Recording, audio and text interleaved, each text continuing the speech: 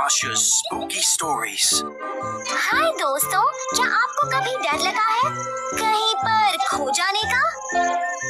वैसे तो मैं कभी खो जाने से नहीं डरती हूँ, पर एक बार मैं खो गई थी और फिर मैंने सुनी एक प्यारे किचन की कहानी। तो एक वक्त की बात है, एक घर में रहता था एक मामूली किचन। ना वो अनोखा था और ना ही इतना खास, पर एक बात तो थी, वो ये कि जब भी वो घर से बाहर निकलता था पल भर में खो जाता था। एक दिन वो सड़क पर आ गया, जमीन पर लुढ़कने के लिए या फिर थोड़ा घूमने के लिए, और फिर उसे समझ ही नहीं आया कि वो कहाँ है। वो किसी बेंच के नीचे एक कोने में दुबक कर बैठ गया और डर से कांपता रहा।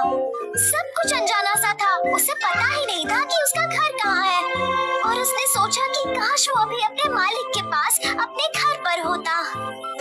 अंधेरा होने लगा था, उसके आसपास कई सारी बिल्डिंग्स थी और अकड़ू डॉग सैर करने निकले थे। उनसे कुछ पूछने का ख्याल ही बड़ा डरावना था।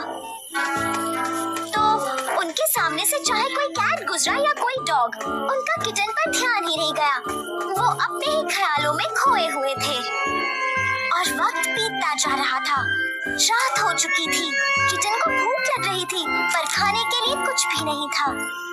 जरूरतें पूरी करनी पड़ती है और किचन ने अपनी जान खतरे में डाली। खाने के लिए कुछ भी नहीं मिल रहा था और उसका दिल अब बैठा जा रहा था। उसे लगा अब उसकी जिंदगी का अंत होने को है, पर तभी अचानक ही आसमान से एक पंछी आ गया। वो क्या है? एक काइट? किचन ने डरते हुए कहा। वो जाकर एक कोने में दुबक कर बैठ गया। अरे, अब तो मेरी खैर नहीं, उसने सोचा, और वो पंछी नीचे उतर कर बोला, हेलो, मैं हूँ एक होशियार पोस्टमैन पिजन। तुम रो क्यों रहे हो? क्या तुम एक सैंडविच खाना चाहोगे?